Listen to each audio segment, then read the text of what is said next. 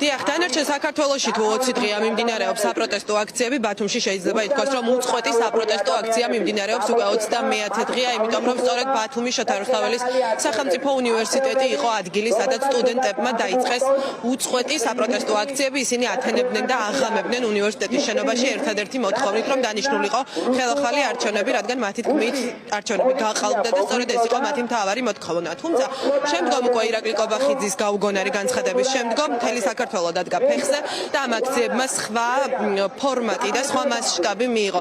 დღეს სწორედ უნივერსიტეტში შეიკრიბნენ ადამიანები, რომლებიც ამ უნივერსიტეტში მუშაობენ, ადმინისტრაციის წარმომადგენლები არიან, პროფესორ-მასწავლებლები არიან, სტუდენტები, მათ შორის და საუნივერსიტეტო მარში დანარჩენი საქართველოს დიდი ქალაქების პარალელურად გაიმართა. ბათუმშიც ისინი სიმბოლურად ილია ჭავჭავაძის ძეგლთან მივიდნენ, იყო სიტყვით გამოსვლები, მოუწოდეს თანამოქალაქეებს, თანამოაზრეებს, გამოთქვეს თავიანთი პოზიცია და თავარ მოთხოვნად, რა თქმა უნდა, არის ბათუმში უკანონოდ დაკავებული, სხვა დაკავებულებთან ერთად, მათ შორის ბათუმში უკანონოდ დაკავებული დეკანისა და სტუდენტების გათავისუფლება. შეგახსენებთ, რომ ისინი უკვე მერამდენე დღეა იმყოფებიან პატიმრობაში, სისხლის სამართლის მუხლით არიან დაკავებულები და მათ ედავებიან ჯგუფურ ძალადობას. მთავარი მოთხოვნა ბათუმის აქციებზე, ერთ-ერთი მთავარი მოთხოვნა ასევე არის სხვა პოლიტიკურ პატიმრებთან ერთად ამ ადამიანების გათავისუფლება. მე ვეცდები, რომ ახლა გავესაუბრო აქციის მონაწილეებს და ორგანიზატორებს. ლაშა ბაჟუნაიშვილს ვხედავ ახლა მე ჩვენთან ერთად. ლაშა, თქვენ ხართ ადამიანი, რომელიც სტუდენტების გვერდით გახართ პირველივე დღიდან. ძალიან მნიშვნელოვანია სტუდენტებისთვის თავიანთი პროფესორების გვერდით დგომა, ამას არაერთხელ აღნიშნავენ.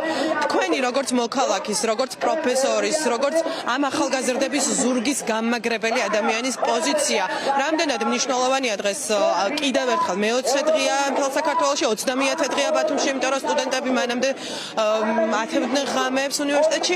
დღეს რა გვაქვს სათქმელი თითქმის ერთი თვის შემდეგ ხელისუფლებისთვის და თქვენი თანამოაზრეებისთვის? დიახ, 20 დღის უკან თუ ქონდა სათქმელი ჩვენ რომ ევროპულ გზას უნდა დაბრუნებოდა საქართველო, დღეს უკვე გვაქვს სათქმელი რომ გამოუშვან უნდა ყველა ის დაპატიმრებული დემონსტრანტი და ასევე მინდა აქვე მოუწოდო ქართულ სასამართლო სისტემას რომ ასევე პროფესორი და 4 დაპატიმრებული სტუდენტებიც გაათავისუფლონ, იმიტომ რომ ისინი ამდენად პოლიტიკურ მართლმსაჯულებას ეწირებიან. ეს მოთხოვნა დაემატა დღეს და ბუნებრივია რჩება ორი ყველაზე მთავარი მოთხოვნა. ეს არის სამართლიანი არჩევნები და რჩება ბუნებრივია მოთხოვნა ჩვენი ყველაზე ისტორიულად მნიშვნელოვანი საგარეო პოლიტიკური კურსის ევროინტეგრაციის აღდგენა. ჩვენ ყოველთვის ვიდექით სტუდენტების გვერდით, სტუდენტები იდგნენ ჩვენ გვერდით და ზოგადად ჩვენ ერთად ვდგავართ ამ ყველაზე მნიშვნელოვან მომენტში ქუჩაში და ვფიქრობ ეს ასე გაგრძელდება, სანამ არ მივაღწევთ იმას, რაც გვაქვს ჩვენი ქვეყნისთვის განზრახული, გავიყვანოთ სამშვიდობოზე და დავაბრუნოთ საქართველო ევროატლანტიკურ რელსებზე. მადლობა. ლაშა ბაჟუნაიშვილს უსმენდით, როგორც გითხარით, ლაშა ბაჟუნაიშვილი არის უნივერსიტეტის პროფესორი, რომელიც პირველივე დღეებიდან სტუდენტების გვერდით დგას. მარინა ქორიძე, ქალბატონი მარინა ქორიძე ახლა ჩვენთან ერთად. თქვენს ლექტორი, პროფესორი ბრძანდებით და თქვენი სტუდენტები ძალიან მედგრად იბრძვიან, დაუღალავად იბრძვიან ამ პროცესებში საქართველოს ევროინტეგრაციის გზაზე დასაბრუნებლად და მნიშვნელოვანია მათი პედაგოგების, ლექტორების გვერდით დგომა, ამას არაერთხელ აღნიშნავენ. თქვენი პოზიცია რამდენად მნიშვნელოვანია ქუჩაში ეს პროცესები და რა გაქვთ სათქმელი როგორც თქვენი სტუდენტებისთვის, ასევე თქვენი კოლეგებისთვის და ხელისუფლებისთვის? მადლობთ. მნიშვნელოვანია, რა თქმა უნდა და ჩვენ უნდა ვიდგათ ჩვენი სტუდენტების, ჩვენი ახალგაზრდობის გვერდით, იმიტომ რომ დღეს იწერება საქართველოს ისტორიის ახალი ფურცელი და დღეს ესენი არიან ჩვენი კაპიტნები და ეს ქვეყანა მათია და მომავალი მათია. მე არასოდეს ყოფილვარ არც ერთი პარტიის წევრი და ყოველთვის ვამბობდი, რომ ჩემი პარტია, ჩემი საქართველო და ჩემი სამშობლოა, მაგრამ მე ვიყავი იქ საბჭოთა კავშირში რუსეთთან ერთად და აღარ მინდა ჩემი ქვეყანა ერთხელ კიდევ იქ დაბრუნდეს. ჩვენ უნდა ყველაფერი უნდა გავაკეთოთ იმისათვის, რომ ქვეყანას გქონდეს წინსვლა, განვითარება, თავისუფლება და დემოკრატია. ამათი მომავლისთვის, ჩვენი სტუდენტების, ჩვენი ახალგაზრდობის, ჩვენი შვილების მომავლისთვის.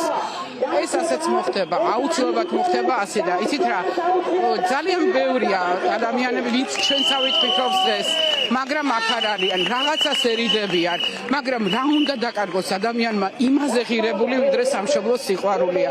მე მინდა ყველას მივმართო. გაუშვით ხელი სავარძლებს. ფეხზე აღუდექით საქართველოს და დაუდექით საქართველოს მომავალს, ახალგაზრდობას გვერდით. მადლობა ქალბატონ მარინა ქორიძეს უსმენდით თქვენ მან მიმართა იმ ადამიანებს ვინც ჯერ კიდევ ერიდებიან გარკვეულ რაღაც საკითხებს და ამის გამო არ დგანან ქუჩაში სწორ მხარეს დამოუკიდებლობა თავისუფლება და სამშობლო ეს არის თავარი ღირებულებები რის გამოც ადამიანები უკვე 20 დღეა ქუჩაში დგანან როგორც თბილისში ასევე საქართველოს სხვადასხვა ქალაქებში და ბათუმში კიდევ ერთხელ გაჩვენებთ ახლა მე კადრში რა ხდება წვიმიანი ამის მიუხედავად ადამიანები უწყვეტად იკრიბებიან და დღესაც ქოლგების ქვეშ დგანან მიმართავენ ერთმანეთს და ამბობენ რომ არ დაიღლებიან იმ ბრძოლაში რომელსაც სამშობლოს გადარჩენა ქვია სწორედ ასე დგას ახლა საკითხი ან გადარჩება ქვეყანა და დაუბრუნდება ევროატლანტიკურ კურსს ან ვიქნებით რუსულ რელსებზე რაზეც აქციის მონაწილეები ყოველდღიურად ამბობენ რომ არ დაუშვებენ და მიმართავენ ქართულ ოცნებას რომ წავიდნენ და ქვეყანა დაუბრუნდეს თავის ევროპულ გზას